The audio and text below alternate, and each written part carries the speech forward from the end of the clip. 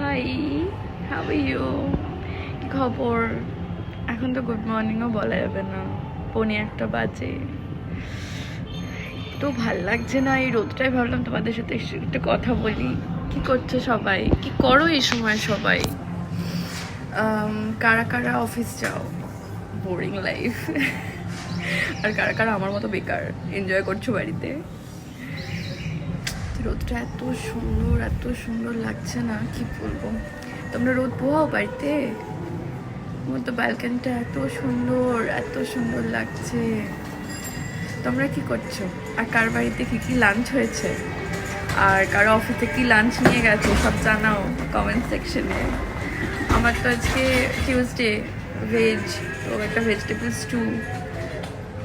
আর আজকে কারা কারা হনুমান চালিসা পড়ো?